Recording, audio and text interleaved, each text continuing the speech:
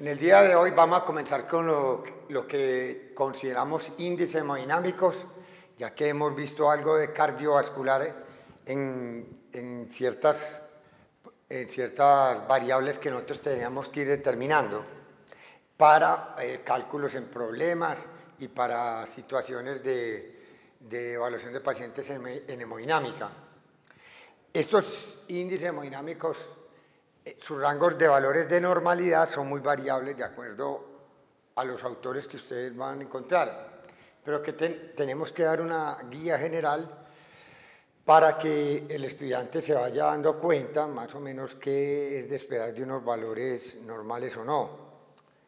Estos índices hemodinámicos requieren de explicación solo una introducción de lo que vamos a llamar nosotros catéter de Swan-Ganz, que lo vamos a necesitar para unas determinaciones de algunos índices hemodinámicos.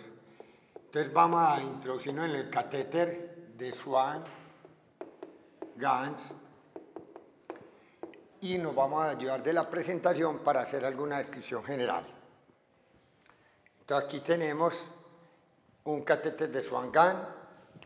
Es un catéter verdaderamente que se introduce vía percutánea y tiene 4 canales, pues múltiples canales, pero aquí hay 4 muy importantes. Primero, aquí tenemos en el catéter en la punta tenemos un balón que está desinflado, pero nosotros lo podemos inflar. Es un balón inflable y desinflable. Y ese balón, ahorita como vamos a ver, lo vamos a introducir por la sangre, va a ir viajando por el ventrículo derecho y la arteria pulmonar y se va a trancar en cierto punto. Y se queda acuñado allá. Aquí en la punta del catéter hay un lumen, orificio distal. Aquí hay otro lumen pequeño más proximal, que es lo que llama un termistor, un medidor de temperatura. Y otro lumen todavía más proximal que estos dos, que va a quedar localizado a nivel del corazón derecho, en la aurícula derecha, para medir presión venosa central. Acá tenemos el conector al termistor, a este captador de volumen. Entonces él detecta la temperatura, manda a señal acá y él ya después interpreta como vamos a ver. Aquí es un puerto, una válvula para inflar el balón. Con esto vamos a inflar el baloncito acá. Este es un puerto para inyección distal, si yo quiero inyectar algo aquí en la parte distal. Y este es un punto para inyectar aquí en la parte proximal. Entonces, ese catéter que se llama catéter también pulmonar para medir la presión en cuña es el famoso catéter de Swan-Ganz. Una herramienta importante para la evaluación de ciertas variables hemodinámicas. ¿Cómo hacemos para introducir el catéter? Entonces aquí vamos a ver. Nosotros ese catéter lo vamos a introducir por una vena periférica. Va a viajar, va a entrar a la aurícula derecha, va a entrar al ventrículo derecho, va a ir inflado hasta acá, hasta que se atranque. Ese atrancar es lo que nosotros llamamos cuña, que se cuñó. Se quedó cuñado, y por eso le llaman catéter o la presión en cuña pulmonar. Cuando él está inflado, esta columna de sangre no está fluyendo y solo cae acá flujo de las otras ramas de la circulación pulmonar que no están obstruidas por el catéter. Entonces el flujo se restablece aquí distal, pero cuando ya se restablece el flujo, ya casi que estoy llegando otra vez a la aurícula izquierda, perdón, y entonces este recorrido pierde muy poquita presión.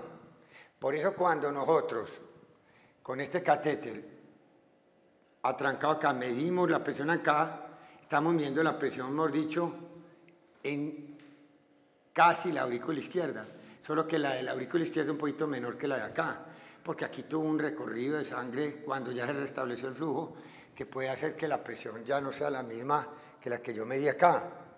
Pero eso es verdaderamente insignificante y por eso la presión que yo mido acá como esto es inmóvil y solo hay un poquito de movilidad acá, la presión acá es casi la misma que acá. Y esa presión, que se llama encuña pulmonar, porque está catéter en cuña, pues es un indicativo a mí de cuánta presión hay adelante de esto. Adelante estos son los capilares pulmonares y la aurícula izquierda. Entonces, esa presión en cuña se mide cuando esto está inflado, desinflo y restablece la circulación. Como restablece la circulación, la presión que yo mido aquí, arterial diastólica, al final de la diástole, correcto, es mayor, 4, máximo 6 milímetros de mercurio, mayor que la presión que yo mida en la aurícula izquierda al final de la diástole, que verdaderamente no lo estoy midiendo y no lo estoy midiendo con el catéter en cuña. Cuando yo mido inflado acá, mido lo que mido acá es como si fuera la presión auricular izquierda al fin de la diástole, es la precarga izquierda. Y si yo la comparo cuando desinflo el balón con esta arterial diastólica pulmonar, puedo darme cuenta que la presión arterial diastólica pulmonar es máximo 4 a 6 milímetros de mercurio, mayor que la presión en cuña, que es un reflejo de la presión en la aurícula izquierda. Entonces, nosotros con el catéter midiendo en cuña, vamos a medir la presión de la aurícula izquierda, que es la precarga izquierda. Eso es ligeramente menor de 4 a 6 milímetros de mercurio que la presión arterial diastólica pulmonar. Cuando la presión en la arteria pulmonar acá diastólica supere más de 6 milímetros de mercurio, por ejemplo, es 15 milímetros más alta que la de la aurícula izquierda, medida como presión en cuña, eso es indicativo de que hay un aumento en la resistencia vascular pulmonar y que debo buscar la causa del aumento de la resistencia vascular pulmonar. ¿Por qué es importante también eso? Porque, mire, por ejemplo, una falla cardíaca izquierda, aumenta la presión acá en la aurícula izquierda porque el ventrículo izquierdo no bombeó bien sangre. Se viene esta presión aumentada acá, y te va a dar una presión alta también en cuña. Y si yo desinflo el balón, te va a dar una alta en la diástole, en la arteria pulmonar. Pero así como subió la arterial diastólica pulmonar, subió la de cuña pulmonar, y esta diferencia que es presión diastólica de la pulmonar menos en cuña, que es la de la aurícula izquierda, las dos aumentaron. Cuando hay una falla cardíaca aumenta esta y aumenta esto lo mismo, o sea que la diferencia sigue siendo menos de 4 a 6 en favor de la diastólica pulmonar. Pero cuando yo tengo es una resistencia acá, por ejemplo que hay una vasoconstricción de las arteriolas pulmonares, la presión arterial diastólica pulmonar antes de las arteriolas, entonces queda como constreñido, queda muy alta, y la cuña, que es la de la aurícula izquierda, queda normal. Entonces el problema que es ahí, que usted va a tener un diagnóstico de una resistencia vascular pulmonar aumentada. En cambio, en la falla cardíaca, como acabamos de ver, izquierda, se sube esta y se sube esta, y la diferencia sigue siendo la misma, o sea que no hay ningún problema de resistencia vascular aumentada, sino que hay una hipertensión pulmonar. Hemos dicho, es que la hipertensión pulmonar puede ser o porque venga del lado izquierdo del corazón, cuyo caso la diferencia entre la arterial diastólica de la pulmonar y la de cuña sigue siendo igual, pero está hipertenso en el pulmón. O puede ser porque hay un aumento en la presión arterial antes de las arteriolas, entonces la arterial pulmonar te sube mucho, y como la de cuña se mide cuando no hay flujo, que es un fiel reflejo de la aurícula izquierda, esa te va a dar bajito, pero normal, entonces la diferencia va muy alta. También va a hipertensión pulmonar, pero la causa ahí no es una falla izquierda, sino un aumento de la resistencia vascular a ese nivel. ¿Qué más te sirve el catéter de Swan-Ganz? Pues con esta parte, el orificio proximal acá va a quedar uno de los orificios para medir PVC, presión venosa central. Entonces, mide precarga derecha, con la cuña mido precarga izquierda, y con el termistor yo puedo hacer esto. ¿Se acuerdan que había un sitio de inyección proximal? Inyecto solución salina fría por acá. Frío, frío, frío, frío, frío, frío, frío. Y aquí en la punta del catéter está el detector de temperatura. Entonces va a hacer él va a marcar un área cuando está la temperatura normal y cuando cayó la temperatura, hasta que regrese la temperatura otra vez a lo normal. Esto está disminuida, aquí disminuyó, vuelve a lo normal. Y esta área dependerá de cuán rápido vaya el flujo sanguíneo. Si el flujo pasa muy rápido, pues el agua fría pues, se detecta por el catéter, pero rápidamente recupera su temperatura normal porque el flujo de uno inyecta es una cantidad de solución salina limitada. Ya, inyecté, tocó la punta del catéter, pasó el agua fría y ya. Como fue tan rápido el flujo, el área es muy pequeña. En cambio, yo tengo un gasto cardíaco bien lento, toca con un área muy grande. Quiere decir que cae la temperatura, va tan lenta la solución salina que detecta frío, pero pasa tan lento la sangre que sigue detectando frío, frío, frío, frío, frío, frío, que es la caída de la temperatura. Sigue frío hasta que vuelve y recupera lo normal. ¿Qué hace el termistor? Acuerde que ese termistor le manda el mensaje, como veíamos acá, a este conector. Al conector del termistor lo manda a un aparato para que, de acuerdo a esta área de temperatura baja, calcule el gasto cardíaco pues sería termodilución, diluir una solución salina fría, a ver cuánto se demora en recuperar otra vez la temperatura normal. Con esa tengo entonces medición del gasto cardíaco, presión venosa central, que es la de la aurícula derecha, presión en la aurícula izquierda, que es la cuña, y entonces es un catéter que tiene mucha utilidad. Y además puedo tomar una muestrecita de sangre de la punta, chupar un poquito de sangre y tomar una muestra para medir saturación venosa DIO2 en la arteria pulmonar. Esa es la verdadera, según muchos libros, la verdadera sangre venosa mixta. ¿Qué quiere decir mixta? Que se mezcló bien la sangre de la aurícula de la cava superior con la inferior. ¿Cuándo logra buena mezcla? Cuando ya ha pasado la aurícula, el ventrículo derecho y ya está en la arteria pulmonar.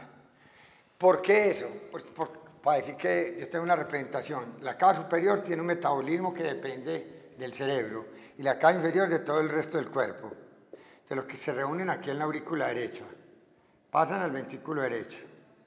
Entonces a mí me gusta no tener únicamente una muestra. Si yo tomara la sangre de acá, que es muy tirado a la cava superior, no es lo mismo si yo tomo en la aurícula izquierda muy cercano a la cava inferior, porque el resto del cuerpo puede tener mucho metabolismo, el cerebro poco, o viceversa, el cerebro mucho y el resto del cuerpo poco. A mí me gustaría sacar un promedio de todo el cuerpo, y todo ese promedio de todo el cuerpo se llama simplemente hacer un promedio llamado saturación de la vena, pero mixtura, mezclada, que sea un buen representativo de lo que está ocurriendo en todo el cuerpo. Entonces, esas son unas ventajas de ese catéter de Swan-Ganz. El catéter de Swan-Ganz tiene unas indicaciones muy claras. Antes se usaba muy indiscriminadamente, después se vio pues, que eso tiene sus problemitas de invasividad, eso invade el organismo, tiene riesgo de neumotoras, de algunos problemitas que requieren de que los que lo utilicen tengan muy diestro en eso, y verdaderamente con el uso se ha llevado a optimizar las indicaciones de cuándo lo voy a usar, porque antes se abusaba de eso. Entonces el catéter de Swan-Ganz se metía casi a todo paciente y se vio que la sobrevida no era mayor y había riesgo de algunas complicaciones. Entonces, no es que se haya abandonado, sino que simplemente se ha dado muchas indicaciones de que cuando es verdaderamente útil. El catéter de Swan-Ganz, entonces, es la única forma que nosotros podemos tener para poder medir la precarga izquierda. ¿Cómo lo colocan? Miren acá una cosa particular. Acá llegan por una vena, aquí está a nivel de la aurícula derecha, y ya en la aurícula derecha ellos inflan el catéter, el baloncito. ¿Para qué? Para que flote por la sangre, viene por la sangre. Cuando ya está acercando la aurícula derecha, inflan el baloncito, le echan aire y entonces empieza a moverse. Mírenlo ahí, empieza a moverse. ¿Para qué? Porque yo lo metía desinflado, podía tocar las paredes de la aurícula derecha y ahí está el sistema de conducción eléctrico cardíaco, está el nodo sinusal y ahí puede de pronto originar una arritmia. Y está también aquí abajo el nodo AB. Entonces puede dar una arritmia. Cuando pasa el ventrículo, entonces mire la onda que da en la aurícula, desorganizadita y chiquita, propio de la presión en la aurícula derecha. Pasa el ventrículo derecho y mire cómo sube la presión, pero vuelve y cae en diástole casi a cero, porque en diástole están las válvulas cerradas y este corazón está relajado. Cuando usted va avanzando más, ya llega a la arteria pulmonar. ¿Cómo sé yo que llegó a la arteria? Sigue la onda alta, producto del ventrículo, que también se manifiesta en la pulmonar, pero no cae del todo, sino que queda en la diastólica del pulmón cuando se cierra la válvula pulmonar. En cambio, en el ventrículo, al cerrarse la pulmonar, él se relaja casi a cero. En cambio, en la pulmonar la presión no cae casi a cero. Entonces queda muy parecido el pico arriba, máximo, pero no cae abajo. Entonces uno sabe que aquí, distinto como acá, aquí está en la arteria pulmonar y aquí está en el ventrículo derecho. Y después, cuando queda acuñado, vuelve y está en el balón inflado, entonces eso va a medir lo que pasa en la aurícula izquierda. Las presiones en la aurícula izquierda también son muy pequeñas y por eso uno se puede indicar que tuvo éxito y que ya llegó a la aurícula derecha. ¿Qué índices hemodinámicos entonces nosotros vamos a utilizar para el catéter en la arteria pulmonar, el Swan-Ganz? Vamos a medir la presión auricular derecha, que la llaman PVC, presión venosa central, presión que le puede medir en la cava, cerca de la aurícula, porque aquí no hay válvulas, entonces el recorrido de acá a acá, entre vena central, cavas y aurícula derecha es ridículo. Y lo mismo, si estoy en diástole, al final de la diástole esta válvula está abierta todavía. Esto es un orificio muy grande y lo que yo mido al final de la diástole, la presión auricular derecha al final de la diástole y la presión ventricular derecha al final de la diástole son parecidísimas. Lo que pierde aquí por recorrido es verdaderamente muy poco. Lo mismo pasa para el lado izquierdo. Son unas pérdidas de presión muy diminutas, entonces no justifican. Bueno, en la aurícula derecha generalmente uno puede aceptar que hay menos de 6 milímetros de mercurio como valor de presión normal. Muy variable en los libros, pero más o menos es una común en ellos. En cuanto a la presión en la arteria pulmonar, tenemos esto: presión arterial pulmonar,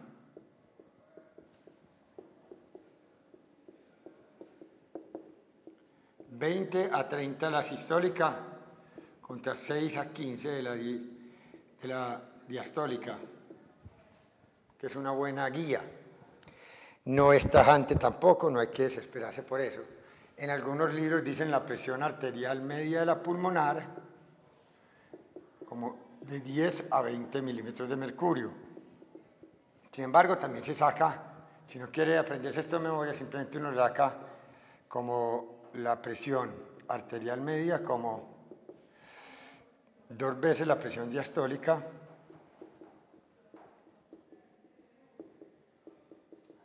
más la presión sistólica sobre 3.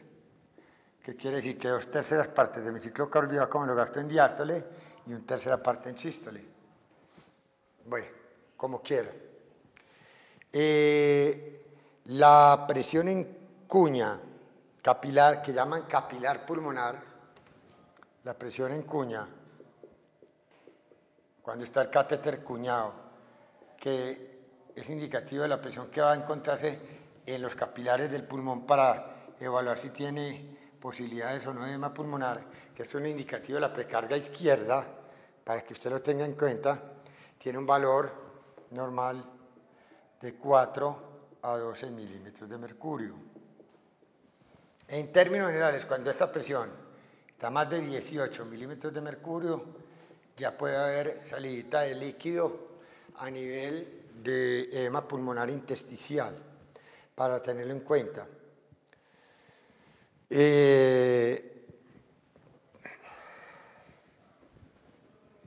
Presión capilar wedge pulmonar ahí. Pulmonari, la P, capillari, wedge, que es cuña, y presión, 4 a 12. También con él podemos medir el gasto cardíaco, como habíamos dicho. El gasto cardíaco es de 4 a 8 litros por minuto. Pero como bien nosotros dijimos, el gasto cardíaco medido de esa manera no es lo correcto. Para poder comparar gente, uno debe hablar de índice cardíaco. El índice cardíaco es el gasto cardíaco teniendo en cuenta los metros cuadrados de superficie corporal. Entonces el índice cardíaco se define como tal, como el gasto cardíaco dividido por los metros cuadrados de superficie corporal. Metros cuadrados que los puedo averiguar de muchas formas, volvemos a decir lo mismo. Metros cuadrados puede ser talla en centímetros, más peso en kilogramos, menos 60 que una constante, sobre 100. Y ahí queda más o menos averiguado. El índice cardíaco, aunque es muy variable, en la gran mayoría de los libros puede encontrar uno normal. Su valor normal es de 2,5 a 4 litros por minuto por un metro cuadrado o por metro cuadrado. Ese uno no se escribe, pero lo enfatizamos para decir que ya estamos hablando por metro cuadrado, o sea que yo puedo comparar a vos que son bien grandes, a vos que sos bien enano, tu gasto cardíaco, y digo, por metro cuadrado el gigante cuánto tiene, por metro cuadrado del chiquito cuánto tiene, y son comparables. Pues yo no puedo comparar un gasto cardíaco de una persona bien grande, que debe tener un corazón bien grande, y puede que tenga falla cardíaca, y está eyectando mucho más que la persona pequeña, pero porque él tiene un corazón muy grande y puede estar incluso en falla. La persona pequeña, de tamaño, eyecta menos sangre, pues puede estar muy saludable. Entonces, comparar gastos cardíacos en valores absolutos no es un método adecuado. El gasto cardíaco es una manera muy burda de abordar a un paciente en cuanto a su capacidad de eyección cardíaca se refiere, entonces eso hay que ser muy claro. La frecuencia cardíaca la definimos en la gran mayoría de la gente como 60 a 100 por minuto, correcto. Es bradicardia menos de 60 por minuto. Y esta taquicardia definido la que es mayor de 100 por minuto.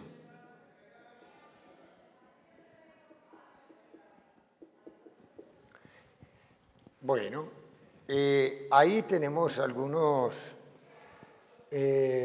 medidas, no la frecuencia cardíaca, pues sí, las otras son medidas que las puede tener el catéter arterial pulmonar y que nos hace a nosotros enfatizar la importancia que puede ser un catéter de Swan-Ganz para darnos las determinantes de esas mediciones que no las lograríamos de otra manera. Con esto vamos a tener el primer ciclo de índices cardíacos, después vamos a seguir con los índices de ventrículo izquierdo y algunos otros índices que son necesarios para poder entender las variables hemodinámicas. Muy amables.